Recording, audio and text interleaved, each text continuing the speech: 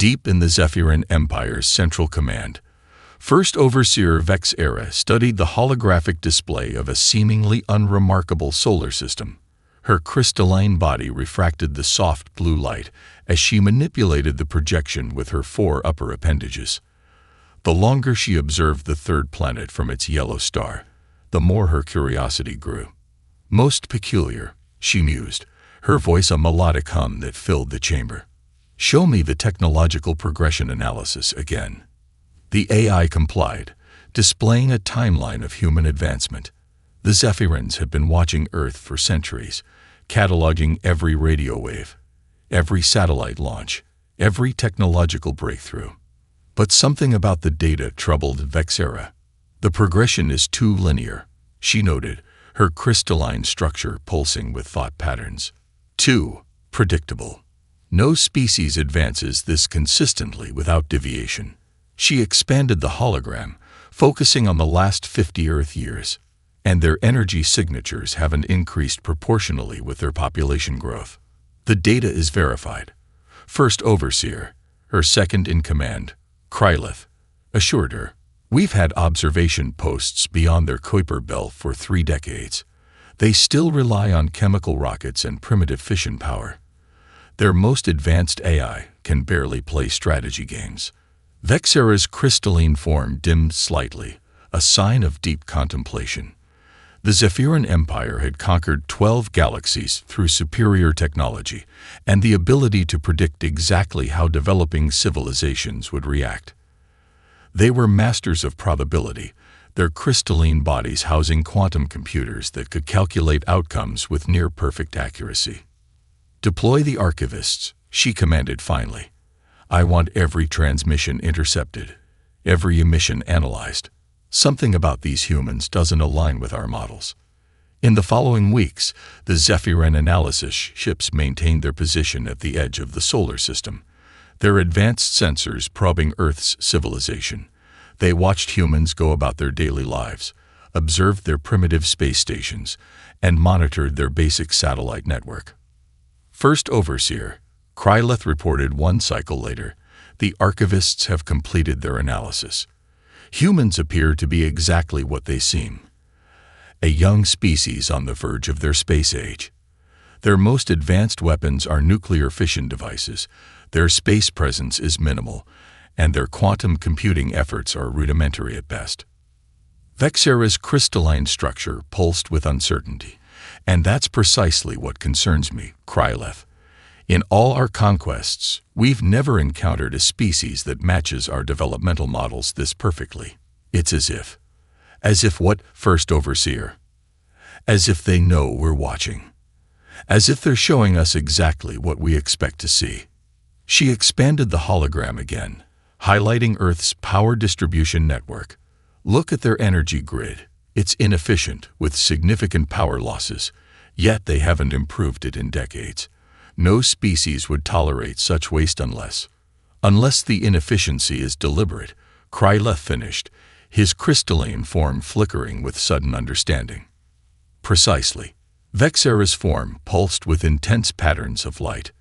"We're missing something. These humans, they're either exactly what they appear to be, or they're executing the most elaborate deception we've ever encountered." She made her decision. "Prepare the Revelation Fleet. If the humans are truly primitive, our standard conquest protocol will suffice. But if they're hiding something," her crystalline structure glowed with anticipation, "well, that's why I'm commanding this mission personally." At that moment, in a deeply hidden facility beneath the Pacific Ocean, Dr. Sarah Chen watched the quantum sensors track the Zephyrin ship's every movement. She smiled as she read their energy signatures, their communication patterns, their probability calculations. Everything was proceeding exactly as humanity had planned. "They're taking the bait," she murmured, watching the alien ship's movements on her holographic display. Just like the Arcturians said they would. For decades, humanity had maintained its elaborate masquerade. While the Zephyrins watched Earth's primitive technology, humanity's true capabilities remained hidden in pocket dimensions, quantum bubbles, and parallel space-time corridors. all developed with the help of peaceful alien civilizations who had chosen cooperation over conquest. The quantum AI merged with Dr. Chen's consciousness through her neural interface. The Zephyrin probability engines are showing the 99.97% chance that we are exactly what we appear to be, it reported. Their invasion is now virtually certain. Good, Dr. Chen replied, initiating the worldwide alert sequence. Let them come. It's time humanity stopped pretending to be primitive. Send word to the Arcturian Alliance. Operation Looking Glass is entering its final phase. As the Zephyrin ships began their approach, humanity's greatest deception was about to be revealed.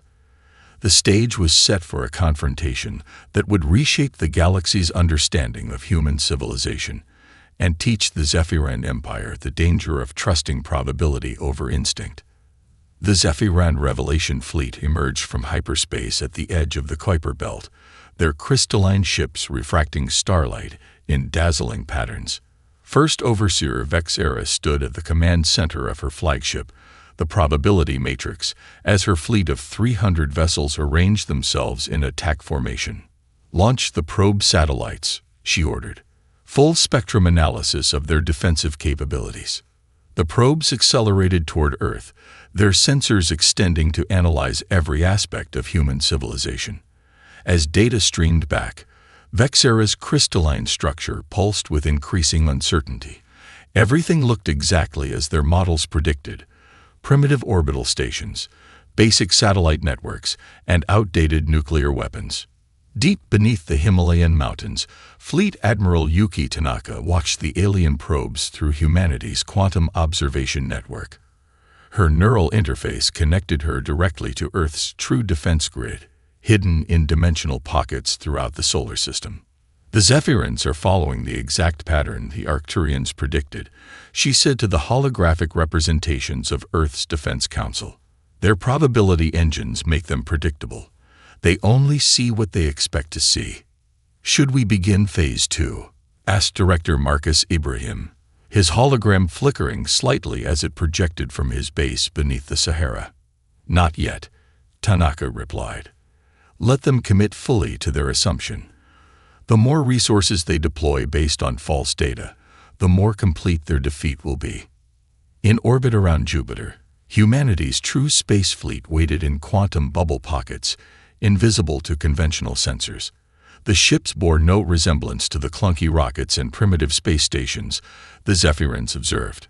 Instead, they were elegant vessels of dark matter alloy and consciousness-guided quantum drives, developed through centuries of secret cooperation with peaceful alien species. Commander Elena Rodriguez stood on the bridge of the Earth ship Deception, watching through quantum sensors as the Zephyrin fleet approached. Status report on the dimensional pocket grid.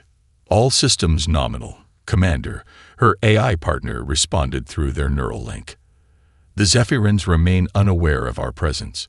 Their probability calculations still show a 99.9% chance that Earth is a primitive civilization. In her crystalline command chamber, Vexera reviewed the probe data with growing frustration.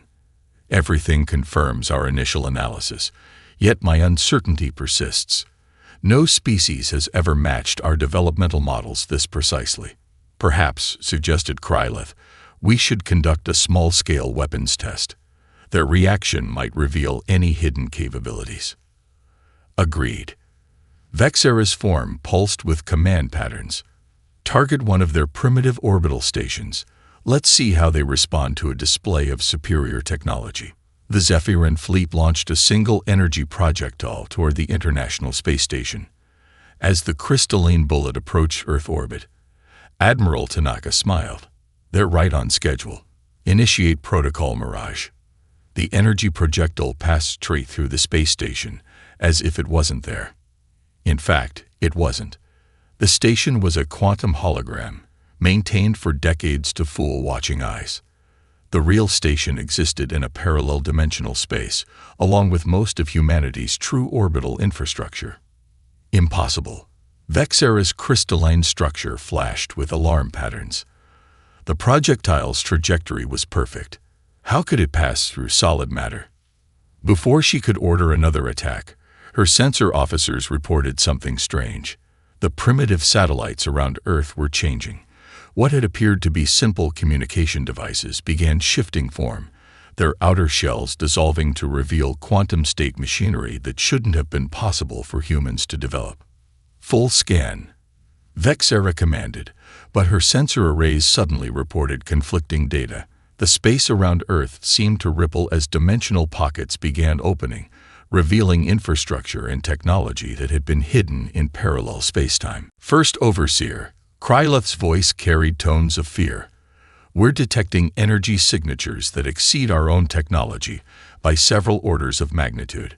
The humans, they're not what they appear to be. Admiral Tanaka's voice broadcast across all frequencies, reaching every Zephyran ship. You're right, First Overseer Vexera. We're not what we appear to be. We've been waiting for your arrival, and you've performed exactly as the Arcturians predicted you would. The name of humanity's alien allies sent shockwaves through the Zephyran command structure. The Arcturians were legends, a species so advanced they had transcended normal spacetime thousands of years ago. Now, Tanaka continued, allow us to show you what humanity is truly capable of. You sought to conquer what you thought was a primitive species. Instead, you've discovered one of the galaxy's best-kept secrets. Around the Earth, dimensional pockets continued to open, revealing the true extent of human technological advancement. The stage was set for a demonstration that would shatter the Zephyran Empire's understanding of both humanity and their own limitations. First Overseer Vexera watched in mounting horror as the space around Earth transformed. What had appeared to be empty void now rippled with dimensional distortions as humanity's hidden technology revealed itself. The crystalline structure of her body pulsed with patterns that hadn't been seen in the Zephyran Empire for millennia. Pure, unbridled fear. Impossible, she whispered, as her probability engines tried and failed to calculate the new tactical situation. Their technology. It violates all known development patterns. What had seemed to be debris in Earth orbit suddenly shifted, revealing themselves as quantum-state weapon platforms. The primitive satellites transformed, their outer shells dissolving to show advanced systems that shouldn't have existed. Even Earth's moon flickered, portions of its surface disappearing to unveil massive hidden installations. First Overseer, Kryleth reported, his crystalline form vibrating with stress. We're detecting energy signatures from within their star's coronosphere. They have installations inside their sun. In her command center beneath the Pacific, Dr. Sarah Chen activated the Soul Network, humanity's most closely guarded secret. Throughout the solar system, quantum receivers activated, drawing power directly from carefully hidden stellar tap points within the sun itself. Helios Protocol active, she announced through the quantum network. All units now have unlimited power availability. Admiral Tanaka's voice echoed through space again, reaching every Zephyran ship. You assumed, First Overseer, that our development followed your models because that's what we wanted you to see. The truth is, humanity passed those technological stages centuries ago. The Zephyran fleet's sensors suddenly detected movement from Jupiter's orbit. Massive ships emerged from dimensional pockets, vessels that dwarfed anything in the Zephyran Armada. They were built of dark matter alloy, their quantum drives bending space-time around them as they moved. Commander Rodriguez, aboard the Deception, gave the order. All ships, combat configuration. Show them what we can really do. The human vessels transformed in ways that defied conventional physics. Their hull materials shifted between states of matter, quantum fields rippled around them, and weapon systems emerged that drew power directly from the fabric of space-time itself. Impossible. Vexera's crystalline form flashed with panic patterns. No species could advance this far without detection. Our probability engines would have predicted. That's your fundamental mistake, Tanaka interrupted. You rely too heavily on prediction and probability. Humanity learned long ago that the best way to survive in a hostile universe was to defy expectation. Vexera issued the only order she could. Battle formations. All ships, Full power to weapons and shields. The Zephyrin fleet arranged itself in their most effective combat pattern, their crystalline ships glowing with energy as they prepared to fire. But before they could launch their attack, something even more extraordinary happened. Space itself seemed to bend around Earth as ancient Arcturian technology activated. The peaceful species that had chosen to ally with humanity had shared more than just technology. They had shared their understanding of the universe's deepest secrets. "You should know," Dr. Chen broadcast to the Zephyrin fleet, "that humanity's greatest strength isn't our technology. It's our ability to build trust and cooperation with others. The Arcturians chose to help us because we proved we would use their knowledge wisely." Massive structures began to appear around the solar system, installations that had been hidden in parallel space-time dimensions for centuries. They formed a vast network, more advanced than anything the Zephyrin Empire had ever encountered. "Last chance," First Overseer, Admiral Tanaka offered. "You can retreat now, return to your empire, and report that Earth is not to be trifled with. Or you can attack, and we'll be forced to demonstrate just how far humanity has really come." In her command chamber, Vexera faced the most difficult decision of her existence. Her probability engines were useless. They couldn't compute scenarios they had never conceived of. For the first time in her long life, she would have to rely on instinct rather than calculation. She raised her crystalline appendages to issue her command, knowing that her next words would either save her fleet or doom it to destruction. The entire Zephyrin Empire's future hung on whether their first overseer could admit they had completely, catastrophically underestimated humanity. Vexera's crystalline form pulsed with rapid patterns of light as she made her decision. Her entire existence had been guided by probability calculations, but now, faced with the impossible, she had to rely on something the Zephyrin Empire had long forgotten: intuition. "All ships, hold position," she commanded. "Power down weapon systems."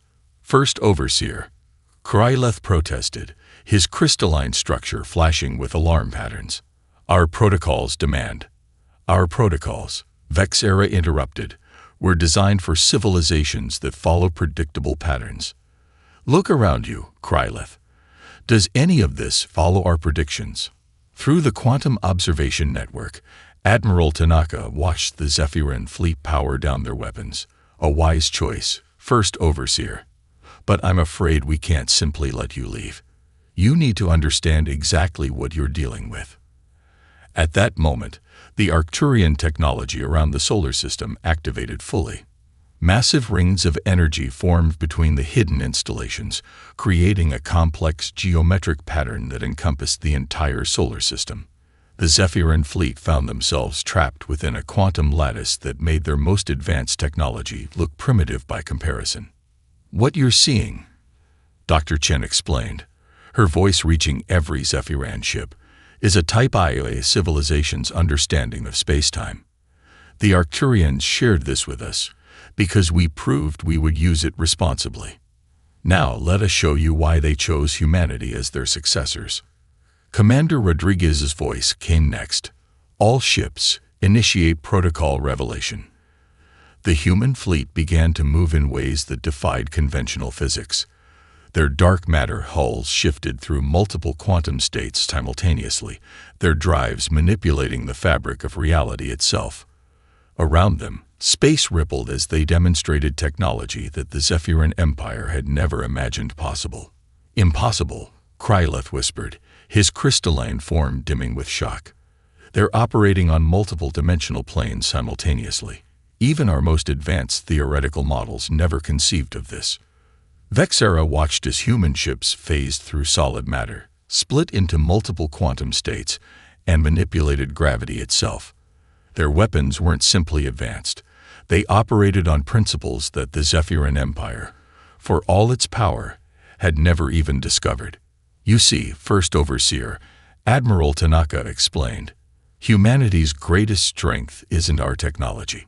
It's our ability to imagine possibilities beyond conventional limits.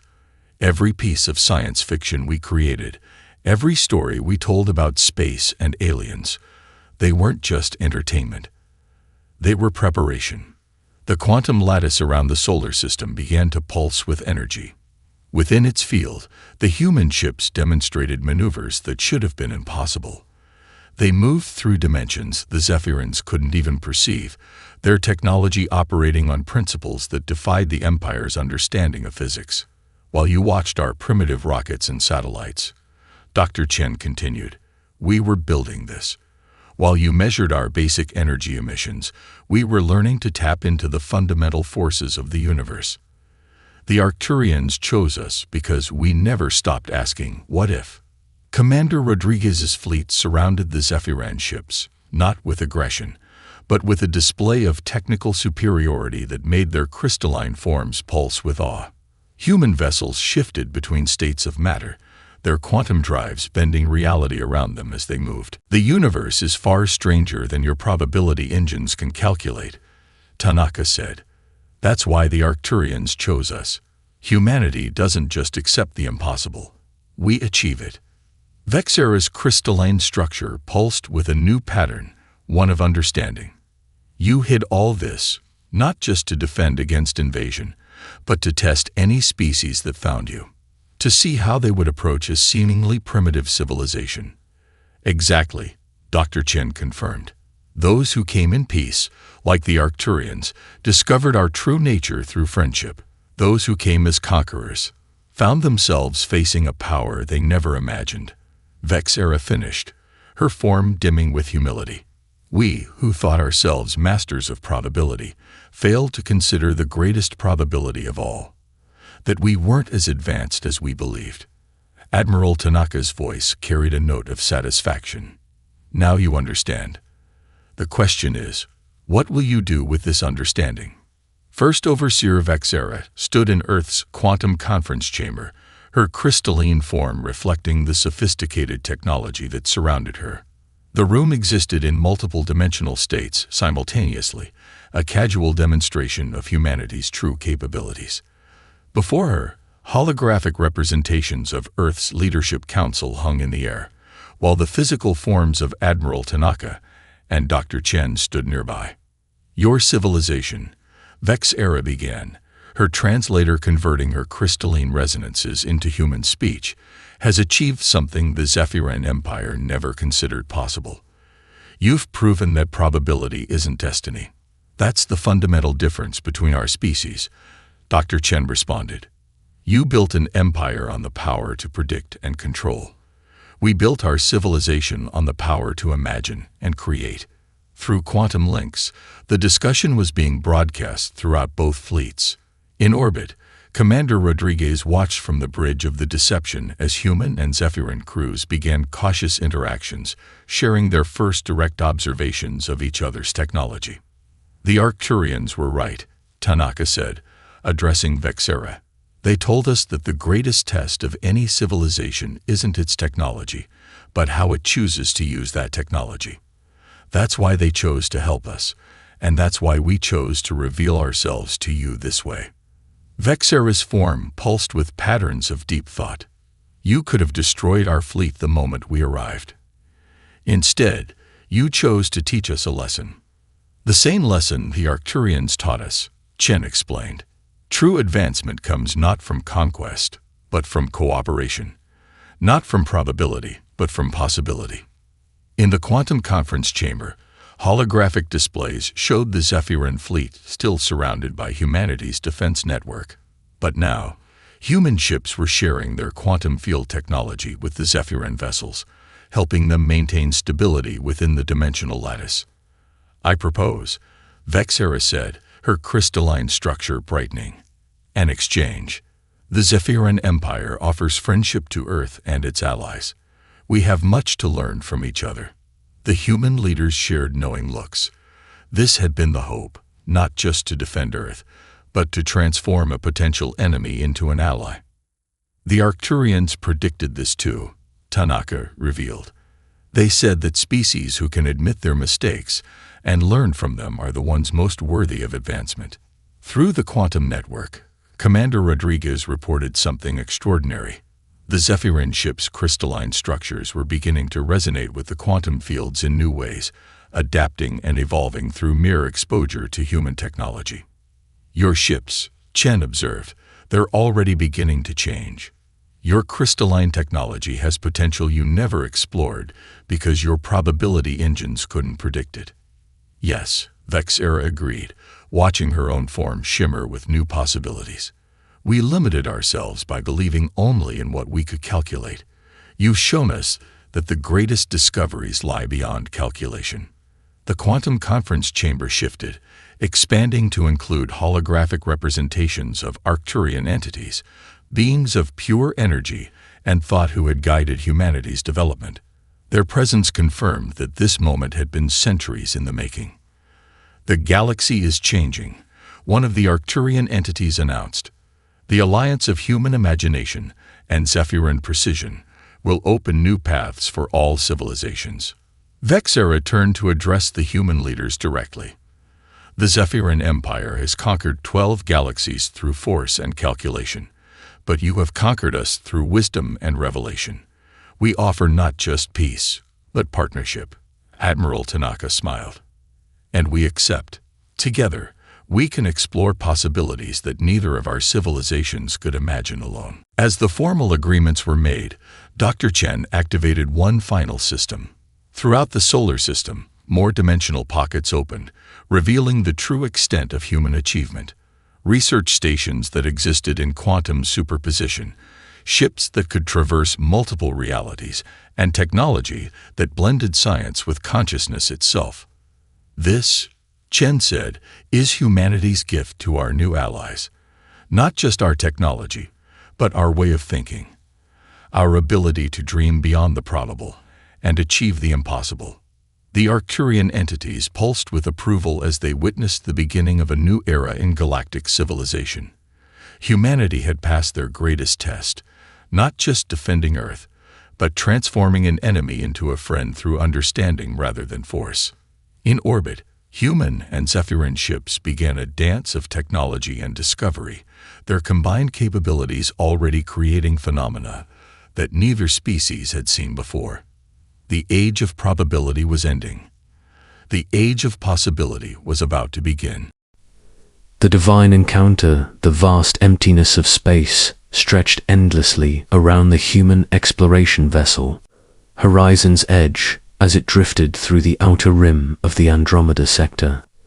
Captain Sarah Chen stood on the bridge, her weathered hands clasped behind her back as she watched the stars through the main viewport. After 3 years of deep space exploration, she had grown accustomed to the silence and solitude that came with humanity's push into uncharted territories. "Captain, we're picking up some unusual readings ahead," called out Lieutenant Torres from the sensor station. His voice carried a note of confusion that immediately caught Chen's attention.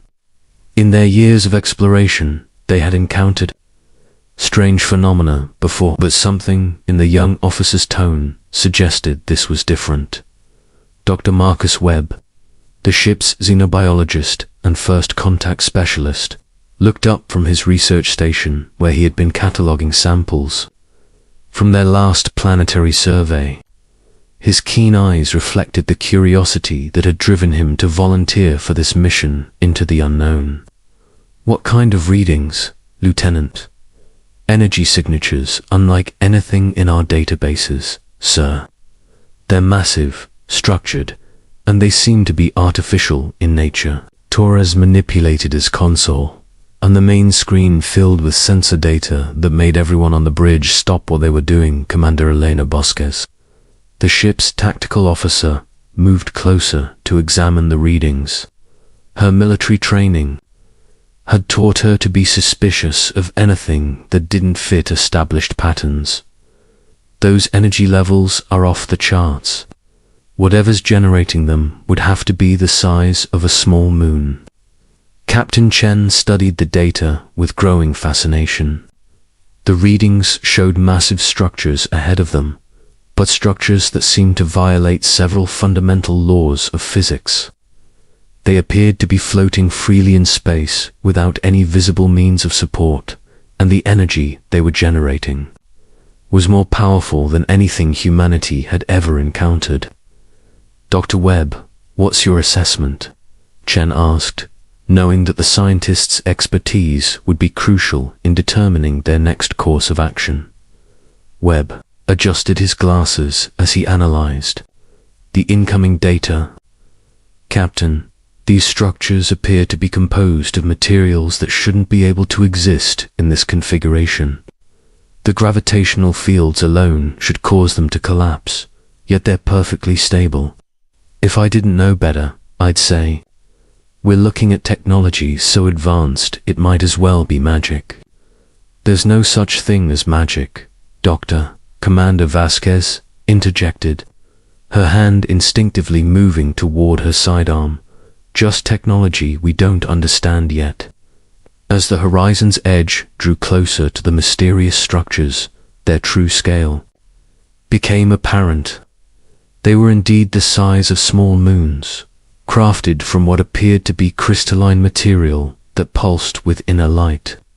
Geometric patterns covered their surfaces, patterns that seemed to shift and change as they watched.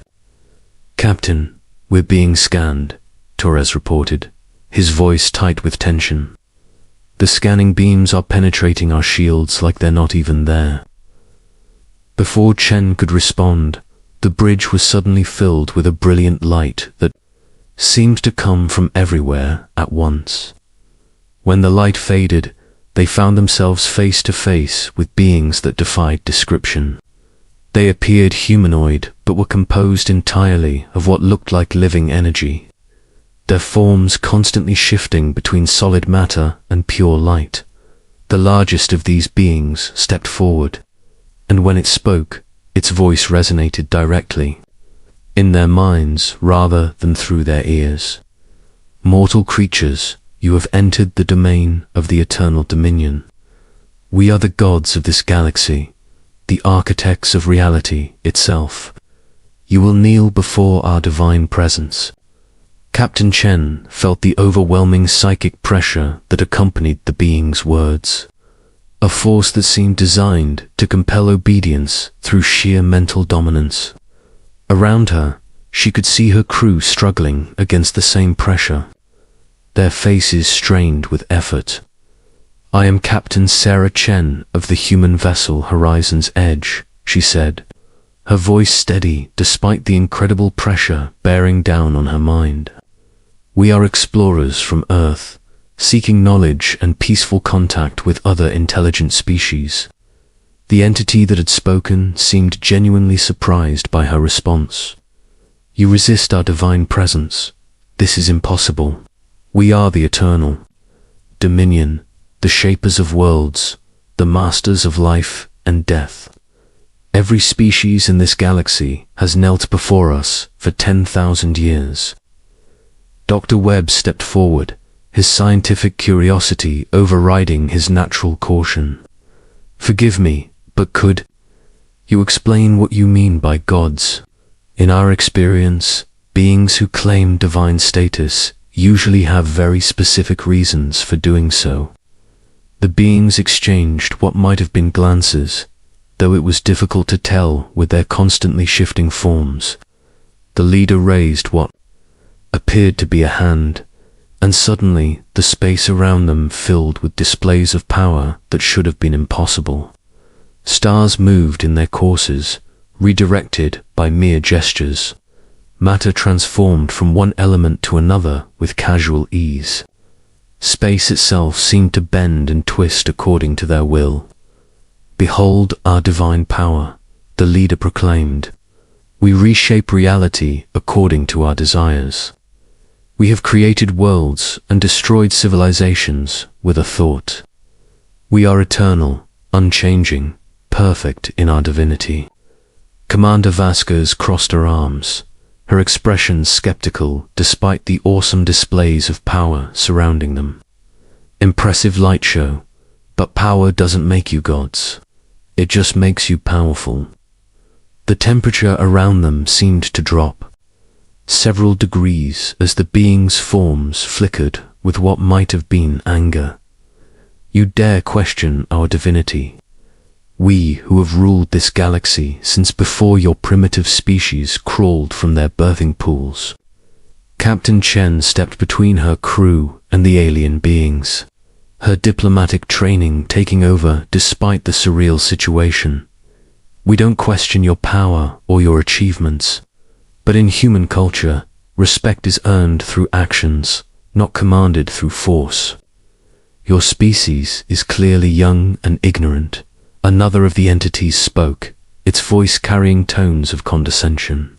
Perhaps we will be merciful and simply relocate you to a suitable world where you can worship us properly until your natural lifespan ends. Dr. Webb's eyes lit up with the excitement of discovery. Actually, if you don't mind me asking, how exactly do your abilities work? The energy manipulation you've demonstrated seems to violate several fundamental laws of physics. As we understand them, the leader of the Eternal Dominion seemed taken aback by the question. We are gods. We do not explain our divine nature to mortals. Our power simply is, as we simply are.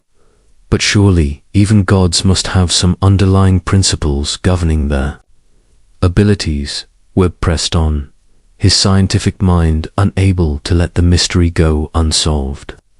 After all, even in human mythology, gods operated according to certain rules and limitations. The beings began to show signs of agitation, their forms flickering more rapidly and their energy output increasing. It was clear that they were not accustomed to having their authority questioned, especially not by beings they considered vastly inferior. Captain Chen recognized the growing tension and decided to take a different approach. Perhaps we could demonstrate human capabilities in return. We may not have your power, but we have qualities that our species values highly. What could primitive creatures possibly demonstrate to gods? The leader asked, though there was a note of curiosity in its telepathic voice. Innovation, adaptation, and the ability to solve problems through cooperation and creativity, Chen replied. These are the qualities that have allowed humanity to survive and thrive despite our physical limitations. Commander Vasquez nodded in agreement. We've learned that the greatest challenges often require not just power, but the wisdom to know how to use it effectively. The Eternal Dominion conferred among themselves in rapid bursts of energy that the humans couldn't interpret. Finally, their leader turned back to face them. Very well, mortals. We will indulge your primitive desire to display your capabilities. But when you fail, as you inevitably must, you will acknowledge our divine superiority and submit to our will. Dr. Webb exchanged glances with his crewmates, a plan beginning to form in his mind. What kind of demonstration did you have in mind? A test of capability, the leader declared. We will present you with a challenge that requires both power and wisdom to solve. When you fail, you will understand the futility of opposing divine will. As the alien beings began preparing their test, Dr. Webb discreetly activated his portable scanner, beginning a detailed analysis of the energy patterns surrounding the Eternal Dominion. Something about their power signatures bothered him, something that didn't quite fit with their claims of natural divinity. The stage was set for a confrontation between two vastly different philosophies: the Eternal Dominion's belief in power through dominance, and humanity's faith in strength through understanding and cooperation.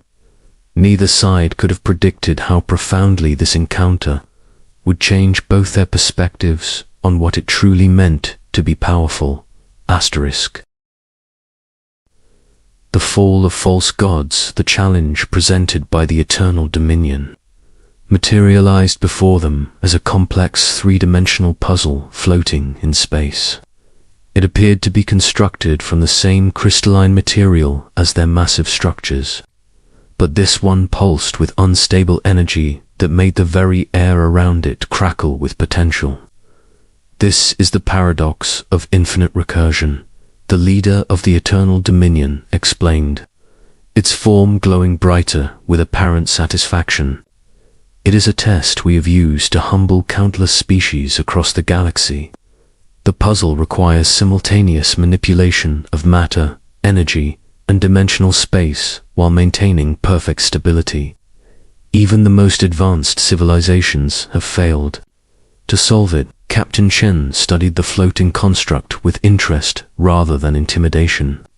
The puzzle seemed to shift and change its configuration every few seconds, creating new patterns that defied logical analysis. To most observers, it would appear utterly impossible to solve. "What happens if we succeed?" she asked, though her crew could hear the confidence in her voice that suggested she already had ideas about how to approach the challenge. The being's forms flickered with what might have been amusement. "Success is impossible for non-divine entities. But should you somehow achieve the impossible, we will. Reconsider our assessment of your species." Dr. Webb had been continuously scanning the aliens and their technology throughout the conversation, and his findings were beginning to paint a very different picture of the eternal dominion than the one they presented. "Captain, might I suggest we approach this systematically? After all, every puzzle has an underlying logic, even if it's not immediately apparent." Commander Vasquez nodded in agreement. In military strategy, the most complex problems often have surprisingly simple solutions once you understand the core principles involved. The human team gathered around the puzzle, but instead of immediately attempting to manipulate it directly, they began discussing it among themselves. This collaborative approach seemed to confuse the Eternal Dominion, who were clearly accustomed to seeing other species attempt to solve their challenges through brute force applications of power. "The energy patterns are cyclic," Dr. Webb observed, sharing his scanner readings with his teammates. "Every 17 seconds, the configuration returns to a baseline state before beginning a new variation." Lieutenant Torres, who had been quietly analyzing the data from his portable console, looked up with excitement. "Sir, I think I've found something. The dimensional fluctuations aren't random. They're following a mathematical sequence that repeats every fifth cycle." Captain Chen smiled as she watched her crew work together, each contributing their unique expertise to understanding the problem. "Dr. Webb, what about the material composition? Is there anything unusual about the crystalline structure?"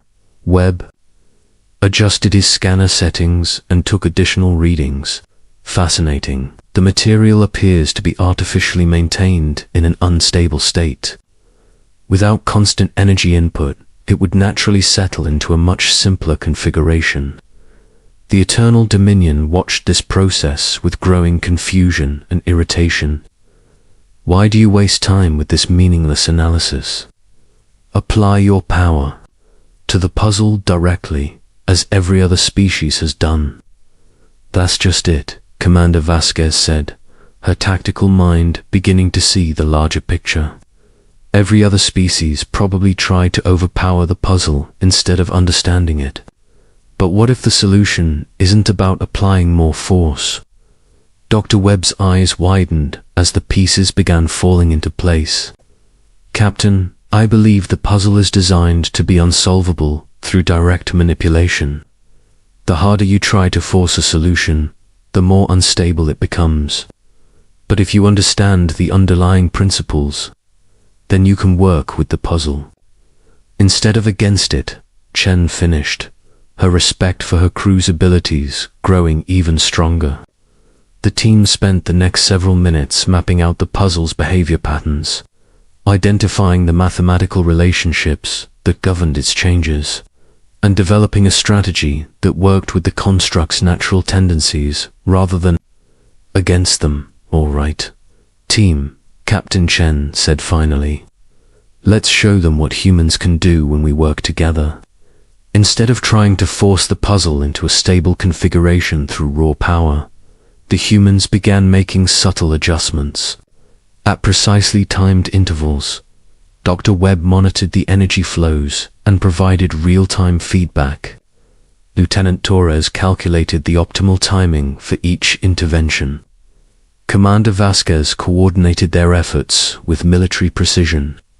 The Eternal Dominion watched in growing amazement as the puzzle began responding to the humans' approach.